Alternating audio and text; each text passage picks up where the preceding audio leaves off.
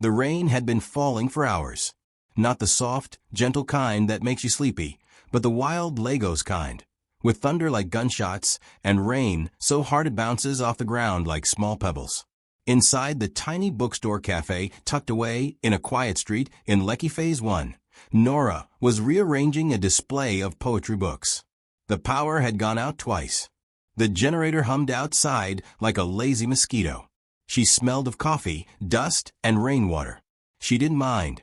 This little place, part bookstore, part coffee shop, was the only quiet corner in the world that made sense to her.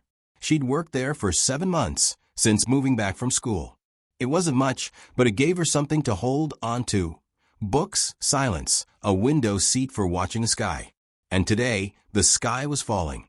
Nora wiped the glass countertop, humming to herself.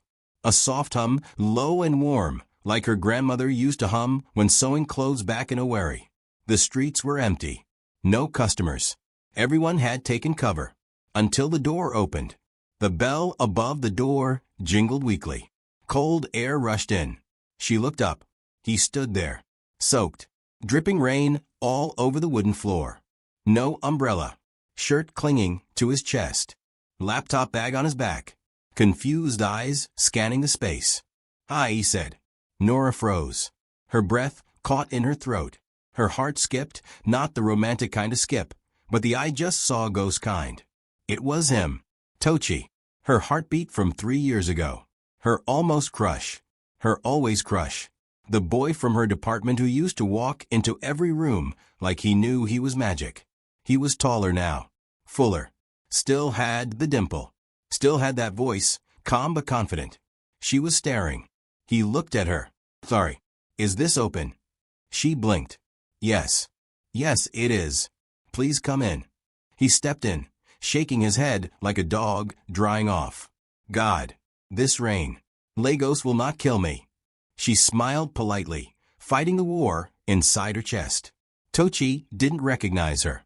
Not even a flicker of, "Have we met before?" She was just the girl behind the counter to him. He walked over to the poetry shelf. "Do you guys have any rupee core?" "Milk and honey?" she asked, voice calm.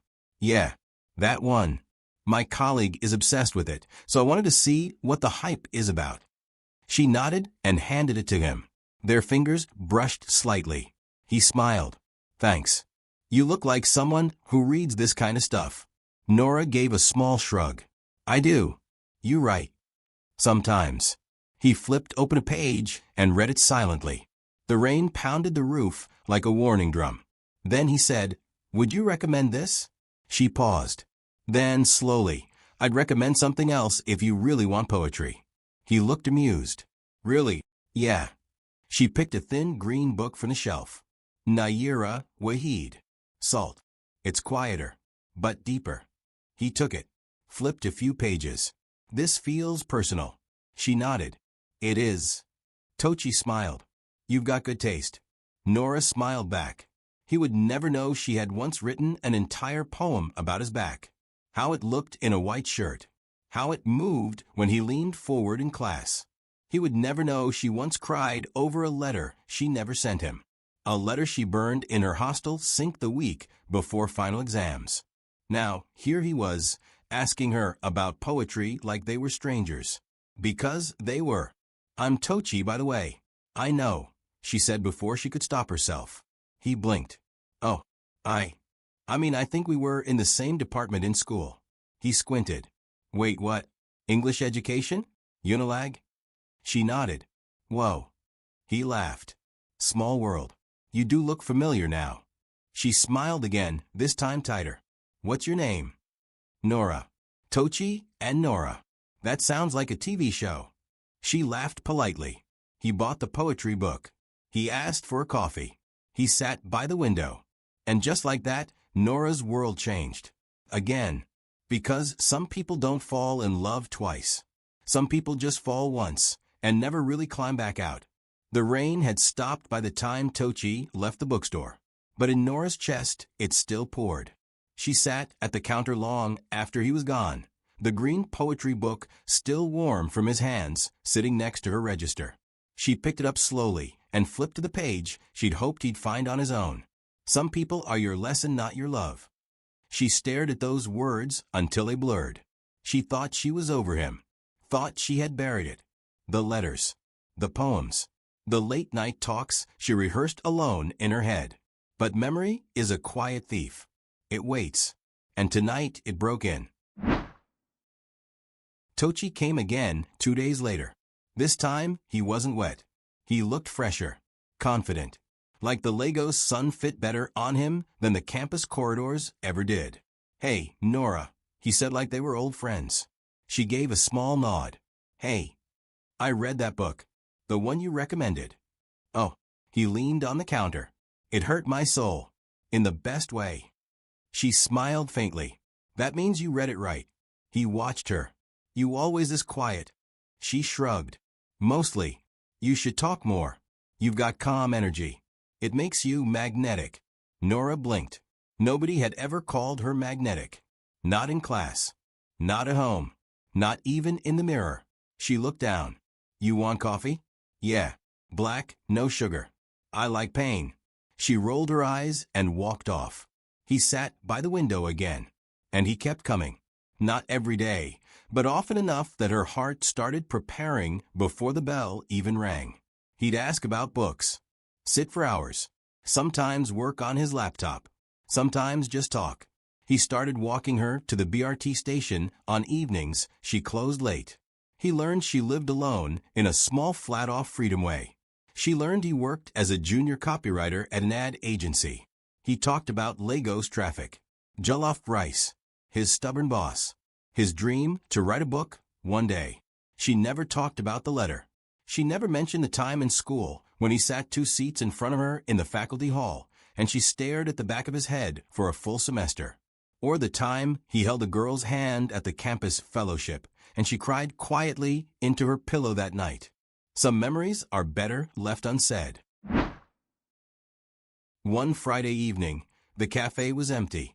The sky was purple, clouds lazy. Tochi leaned against the bookshelf. "You ever think about school?" Nora blinked. "Sometimes." "Do you miss it?" She paused. "Not really." He laughed. "Me, neither." Then he looked at her. "I feel like I missed a lot back then." She said nothing. "I was all over the place. Always rushing. Always surrounded by people. But still lonely. Weird, right?" She shook her head. "Not weird. Just honest." He sighed. "I think I must have missed some really amazing people." Still, she said nothing. He stepped closer. "Like you. You were there, right under my nose. And I didn't even see you." Her throat tightened. "Don't do this," her heart whispered. "Don't open the door again." But she did. She opened her phone gallery. Found it. A picture of the letter she burned. She held the phone out. He took it. Read the image. "Dear Tochi, you don't know me, but I know your smile. I know the way your hand moves when you write. I know how kind you are to everyone, but never to yourself. I love you. And I'm sorry you'll never read this." He looked up at her. "I wrote it in 300 level," she whispered. "Burned it in 400. Silence. Then he said softly, "I wish you gave it to me." Tears filled her eyes. "You wouldn't have read it." "I would have." And then, very gently, he reached for her hand. Just as the first raindrop hit the window. Again. The next week moved like wind, quiet and fast. Tochi didn't come by for 3 days. Nora didn't know whether to be relieved or worried. She'd never been good at guessing what people meant when they vanished. She only knew how it felt, like air being sucked from a room. She focused on her work, cleaned the shelves twice a day, brewed coffee for no one, smiled politely at customers, but her eyes kept glancing at the door. On the 4th day, he returned. He looked tired. Not the kind of tired that sleep can fix. The kind that lives in the chest. "Hey," he said. She said nothing. He stepped closer. "I'm sorry I disappeared." "Okay. I just needed space." That letter. It shook me. Nora folded her arms. "It was a long time ago. Still, I feel like I owe you something." She sighed. "You don't owe me anything, Tochi. But I want to. I want to know who you are now." Nora looked down. Her heart wanted to believe him. But hearts don't learn that quickly. Later that evening, he waited for her to close the cafe. They walked together, like they used to, but this time he was quiet, thoughtful. They stopped at a suya stand. He bought spicy suya and 2 bottles of malt. They sat on a wooden bench near a car wash. "I used to think I'd leave Lagos," he said. "Move abroad. Start fresh." "Why didn't you?" "Maybe I was scared." "Of what?" He looked at her. "Of being forgotten." She swallowed. "You were never forgettable, Tochi." He smiled sadly. "But you were invisible. And I hate that I made you feel that way." Nora didn't know what to say. He leaned forward. "I want to make it up to you. I want to start again. As friends. Or whatever you'll allow." She hesitated. "I don't know if I trust you." He nodded. "That's fair. I'll wait." Days turned into weeks again. This time, they moved slower, softer. Tochi came by the cafe more often. Sometimes he brought her muffins. Sometimes books. One day, he left a handwritten note under a poetry book she liked. "If I had known you then, I would have written poems for you every day. But I know you now, so I'll start here." She folded the note and hid it in her journal. He was trying, genuinely, and against her better judgment, she was letting him in.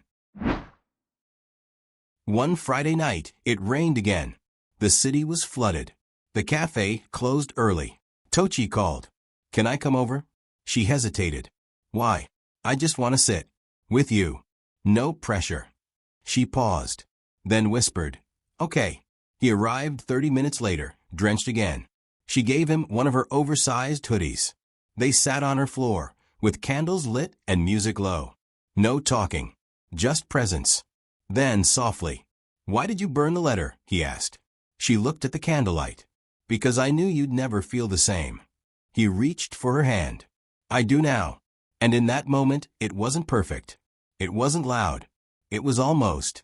And sometimes, almost is enough to begin again. The next Sunday started soft. Sunshine, birds, and silence. Nora was halfway into her morning tea when her phone lit up. "Tochi, I'm outside. Let's walk." No warning. No plan. Just like him. She threw on jeans and a hoodie, tied her hair into a loose bun, and stepped out. He was waiting across the road, leaning against a kiki, smiling like he always knew she'd say yes. They walked through the still wet streets of Lekki, talking about nothing and everything. He told her he used to write rap lyrics in his JSS2 notebook. She told him she once entered a spoken word competition under a fake name and lost. They laughed. They ended up in a small art gallery cafe near Oneira Beach. The walls were filled with abstract paintings and photos of Lagos in black and white. "I love this place," Tochi said, sipping a fruit smoothie. "Feels like we're in another country." Nora nodded. "It's like the city pauses in here." Then a voice interrupted their peace. Tochi, a girl in a green dress, stood by their table. Tall, confident, flawless makeup, curly hair that fell like a crown. Nora's heart froze. Tochi stood up. "Rita." They hugged. Nora watched silent. "You look good," Rita said, smiling. "Wow, it's been so long." 3 years? Maybe more. Rita turned to Nora. "Hi, I'm Rita. Old friend." Nora gave a polite nod. "Nora." Tochi's voice was awkward. "We went to camp together. NYSC. "Oh," Nora said, sipping slowly. Rita smiled. "We actually dated. Briefly." Nora nodded again. Her fingers tightened around her cup. Tochi rubbed his neck. It was complicated. Rita laughed. "It always is." There was a silence. "I'm in town for a few days," Rita said, eyes on Tochi. "We should catch up. Talk properly. I'll text you." She waved at Nora. "Nice meeting you." She left, walking like a breeze in that green dress. Tochi sat down slowly. "I didn't expect that." Nora said nothing. "I should have told you." She kept her eyes on her cup. "Why didn't you?" "I don't know. I didn't think it mattered anymore." "It does now." He reached for her hand. "It's you I'm here with, Nora." She didn't pull away, but she didn't smile either. "I'm not scared of your past," she said. I'm scared of being a side note in your story again. He exhaled. You're not. Not this time. But his phone buzzed. It was Rita. And for the first time since the rain, Nora felt a storm rise again.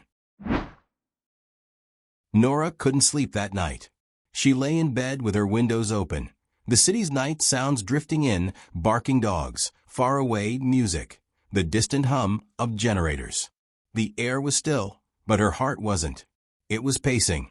She kept thinking about Rita, the green dress, the way Tochi had hugged her, the history that didn't need words. Why did it matter? Tochi had said she was the one he was with now. He held her hand. He looked at her like she mattered.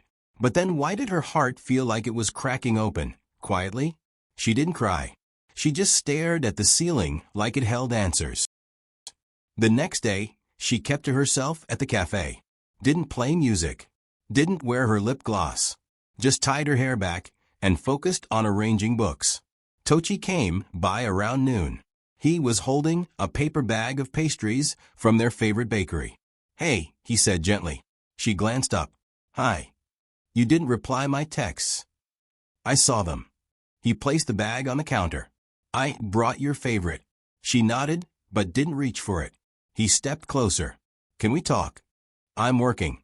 He sighed. Okay, I'll wait. He sat in his usual corner. Customers came in and out. Time crawled. At 5 p.m., she walked over to him. Let's walk. They strolled down the street toward the lagoon. The sun was soft now, golden and forgiving.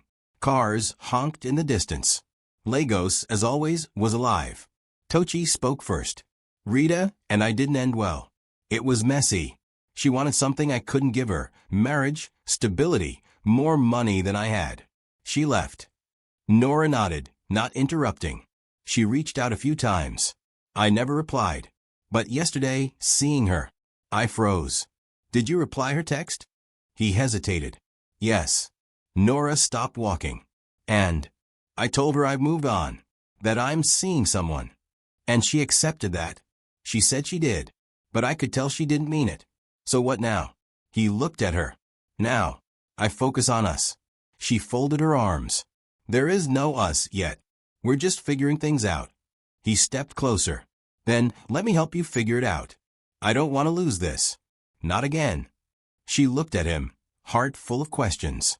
Why now, Tochi? Why me? Because when I'm with you, I don't feel like I have to perform. I can just be. They stood in silence. The wind stirred. Somewhere nearby, a child was laughing. Finally, she said, Okay, let's try. But no more half-truths. He nodded. No more. The next few days were a slow rebuild. Tochi brought her lunch twice. Stayed away when she asked him to. Left her small notes under books again. But Rita didn't disappear. She texted Tochi. Sent him old photos. Asked for closure. Nora didn't snoop, but she felt the shift, the way his phone buzzed and he looked away. The way he paused before replying. One evening, Nora saw Rita's name flash across Tochi's phone screen while he was in the restroom at the cafe. Her chest tightened. He returned to find her quiet. What's wrong? Nothing. He knew better. You saw it. I didn't open it. He nodded. I'll block her. You don't have to do that for me. Do it because you want to. I do. I want peace. She looked at him. Then protect it. Later that night, Tochi blocked Rita. He texted Nora. Done. I'm all in. Nora stared the message. Then typed, I'm scared. He replied, me too. But I'm still here. The weekend came. Tochi invited her to a poetry open mic night. She wore a white shirt dress and light lip gloss. He met her outside her apartment and whistled. You look like a verse I haven't written yet. She rolled her eyes, but smiled. The event was in Suralire. The room was full of strangers who spoke with rhythm and fire. Nora felt small but safe beside him. During intermission, a girl stepped up to the mic. She wore a green scarf. Rita. Nora's blood went cold. She looked at Tochi. He looked confused. Rita began. This poem is called The One Who Replaced Me. Nora's heart dropped. She walks like I did, talks like I don't, loves him with caution, because she's scared of my ghost. People snapped their fingers. Nora didn't move. Tochi looked at her, mortified. I swear I didn't know. Rita stepped down, walked past them, didn't even look at Nora. Nora stood up. I want to go. Tochi followed her out. Nora, please. But she was walking fast now. When they reached the street, she turned to him. I can't compete with ghosts.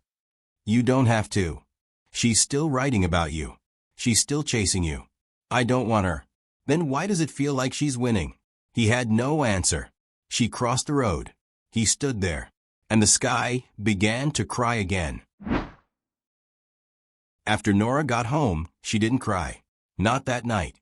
She lay in bed, staring at her ceiling fan spinning slowly, like her thoughts. Her room was quiet, but her chest was loud. Loud with questions, with pain, with everything she didn't want to admit. She replayed Rita's poem line by line, not because she wanted to, but because it was stuck in her mind like a stubborn song. She loves him with caution, because she's scared of my ghost. The truth stung. Because yes, Nora was scared. Of ghosts. Of being an interlude in someone else's love story. Of being someone's peace only when their storm had passed. Her phone buzzed. Tochi, please. Let me explain. Let's talk. She stared at the screen for a long time, then turned it face down. She needed space. And this time, she wasn't going to beg anyone to meet her in the middle. 3 days passed. No calls. No texts. No visits. Nora didn't cry. She worked. She cleaned. She rearranged her bookshelf. She even went to Yaba Market and bought new curtains. On the 4th day, she finally texted him. Nora, let's talk. Tochi replied almost instantly. Tochi, tonight. 6 p.m. our spot. She hesitated, then typed, okay. The spot was the little gallery cafe where it had all started, where they laughed, where they met Rita, where the threads of their connection had first begun to tangle. He was already seated when she walked in. No smile this time, just waiting. She sat across from him. No coffee, no jokes, just silence. He began, I didn't know Rita would be there. I didn't plan that. Nora nodded. I believe you. But I should have protected you. I should have stood up in that room and said something. Anything. I just froze. You didn't have to say anything to her. You needed to say something to me. I know. She leaned back. So, what now? Tochi took a deep breath. I care about you, Nora.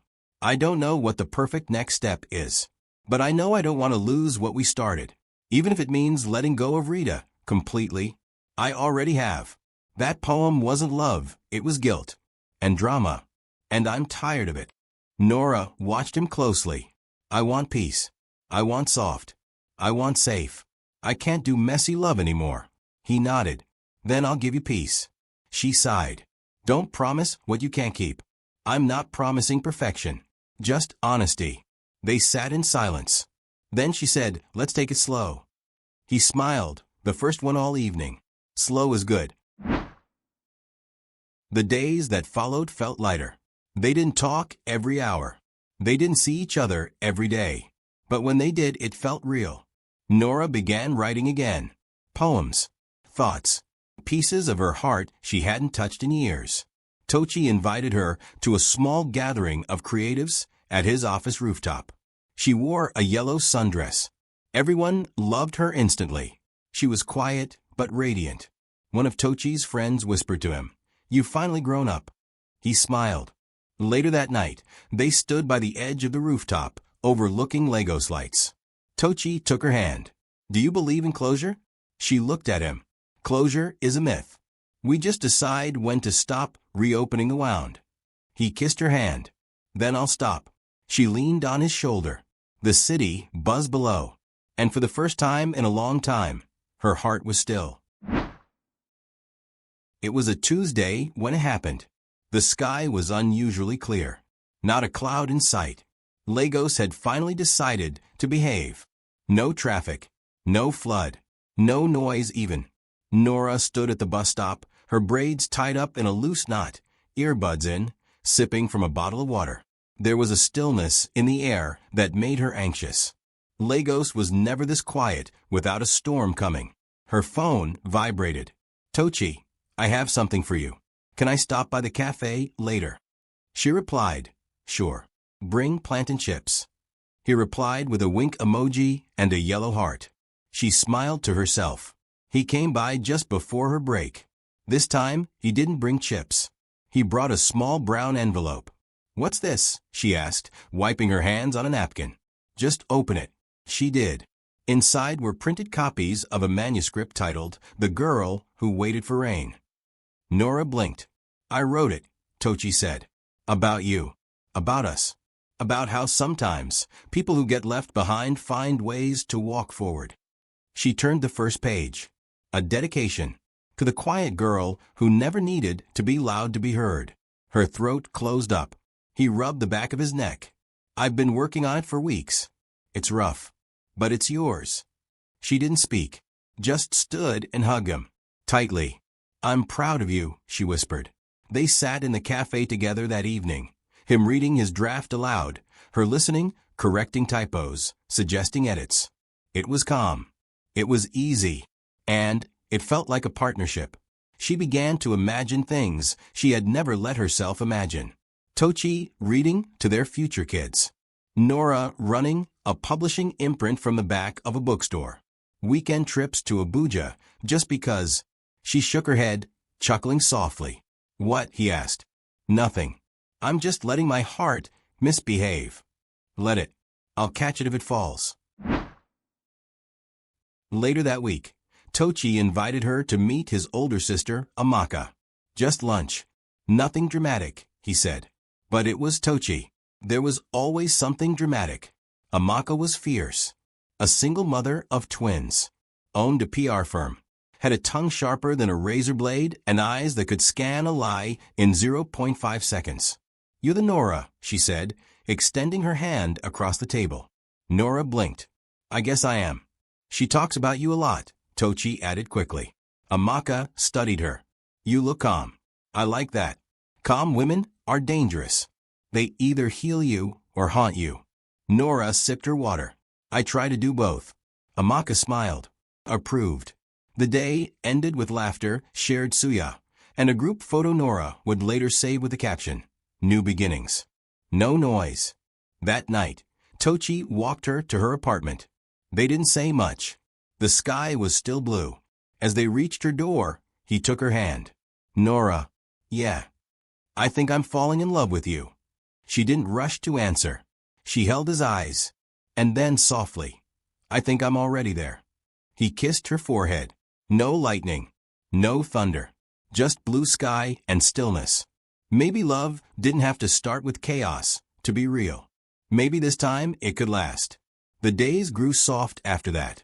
Not boring. Not predictable. Just soft. Like finally sitting down after standing for too long. Nora and Tochi weren't obsessed with each other, but they were aware of each other's presence in the way plants know where the sun is. Mornings were text messages. Evenings were coffee. Weekends? Usually unplanned. He'd show up with a book. She'd show up with food. Sometimes they didn't talk much. And that was okay. One evening, they sat in Nora's apartment, watching old Nollywood movies and mocking the dramatic music. I swear this soundtrack has been used in 5 different scenes, Tochi said, laughing. It's the same song they used for Heartbreak, Ghosts and Weddings, Nora added. They laughed until their stomachs hurt. Then they sat in silence, the good kind. The kind that happens when you feel safe. Tochi turned to her. You know, sometimes I feel like I waited my whole life to meet you. She looked at him. Me too. He smiled. We're late, but right on time.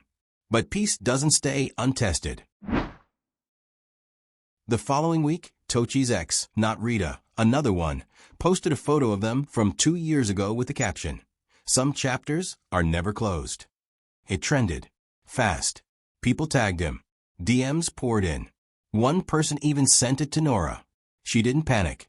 She waited. When Tochi came over that evening, she showed him the post. He looked like someone had poured iced water on him. I didn't know she'd do that, he said, exasperated. She said some chapters are never closed. Is that true? Tochi shook his head. I've closed that chapter. I've thrown away the pen. I just need to know I'm not someone's distraction, Nora said quietly. You're not. You're the whole book. They didn't talk much after that. But when she opened her laptop the next morning, she found a new document titled Chapter 9. Her. It was a love letter, typed to her. Every paragraph a reassurance. Every line a promise. She didn't cry, but she felt it, deep. The skies over Lagos stayed clear that week. But Nora knew the real weather was inside her. And right now, her heart was learning a different kind of quiet. Not the silence of distance. The calm of being understood. The day started soft. Birdsong. Light rain. Nora brewed tea while humming something by Asa. Tochi had texted, "On my way to you," and she was just about to set out 2 mugs when her cousin, Kamsi, called from a guest room. "I'm going out," Kamsi said, grabbing a tote and her lip gloss. "Back soon." Nora nodded. "Be safe." That evening, while cleaning up, she noticed a small paper bag sticking out from the bathroom trash. Curious, she pulled it out. Inside was a pregnancy test. Positive. Her hands froze. Her heart didn't race. It stalled. She hadn't even touched Tochi like that. Hadn't touched anyone. So why was this here? She called Kamsi immediately. No response. Just then a soft knock. "Tochi." He stepped in smiling, holding meat pie and banana bread. "I come bearing peace and pastries." She didn't smile back. "What's wrong?" he asked. She held up the test. "Want to explain this?" His expression crumpled. "Wait. Are you?" "I'm not," she snapped. "But someone is." They stared at each other, and the silence wasn't kind. Just then, Nora's phone buzzed. A Twitter notification. Trending topic. Hashtag the cafe manuscript. She tapped. A blog had gone live, chapter 1 of Tochi's novel, word for word. But this wasn't just the draft she'd read. It had been rewritten. Sharper. Darker. Personal. It mentioned her. Their first night at the cafe. Her scar. The green dress. Her name. "Did you post this?" she asked. "No," Tochi said, stunned. "I don't even have a blog." Nora read the last line of the post aloud. "She doesn't know what's coming next, but I do." Goosebumps crawled up her neck. Later that night, she returned to the cafe alone. She couldn't sleep. She needed normalcy. That's when she walked in. A girl around 22, quiet. Dressed in a green gown. That green gown. She ordered hibiscus tea, paid in cash, and sat by the window. Nora stared at her. The girl never blinked. Never smiled. Just watched her. After 15 minutes, she got up and left. Nora ran after her, but didn't see where she went. She returned inside. There on the table was a photograph. Tochi and Rita. It looked recent. The background was a hotel room. The timestamp read 2 weeks ago. Kamsi finally called back at 2 a.m. "I'm sorry," she said, her voice shaking. "The test. It's mine. I was scared. I didn't know if I could talk to you." Nora exhaled. But that didn't explain the blog, or the girl, or why her own life now read like a thriller. That morning, her mirror had a note on it. A sticky note. Yellow. "Hope you're ready to be a mother of truth." She looked closer. There was something scribbled behind the note. Coordinates. And a time. 5:17 p.m. Outside, the Lagos sky darkened again. Thunder cracked. And Nora knew. She was about to walk into something no one could prepare her for. The note was in her bag now, folded neatly. Nora checked it every 5 minutes like it might suddenly change. But it never did. Same yellow sticky. Same black ink. Same time. 5:17 p.m. She had never been to that part of Lagos before. The coordinates pointed to a quiet area in Lekki Phase 1, somewhere between the waterline and a cluster of old beach houses. She wore a hoodie, carried pepper spray, and dropped a text to Tochi. "Going somewhere. If I don't text by 6 p.m., call me. Or call the police." She didn't wait for his reply. By 4:58 p.m., she was there. A single path. A short, cracked fence. Then a bungalow. Washed pale blue. Curtains drawn. Doors slightly ajar. She hesitated, then stepped inside. There were candles. Dozens of them. But no light bulbs. No furniture. Just a table. On it was a laptop. The screen glowed. Welcome, Nora. Her stomach dropped. She moved closer. A video auto-played. Tochi. Talking. Recording himself.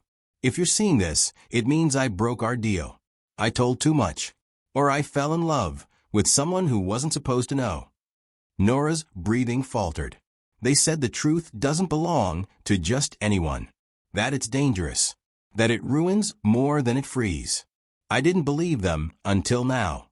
The screen froze. Then went black. A printer nearby spat out a page. Nora picked it up. Her own photo. From yesterday. Taken from behind. While she was walking out of her cafe. Her phone buzzed. Blocked number. She answered. A voice soft, female, familiar. He's still safe. For now. But you're getting too close. Who are you? You already know. You just haven't admitted it. Click. She ran out of the bungalow. No one in sight. Just the sea breeze. Just her own pulse. When she got home, her cousin Kamsi was waiting. Pale. Shaky. I got this, she said, holding up her phone. A new blog post. Another chapter. Chapter 11. The Cafe Girl's Choice. It was written like fiction. But every word was what just happened to Nora. Line for line. Even the phone call.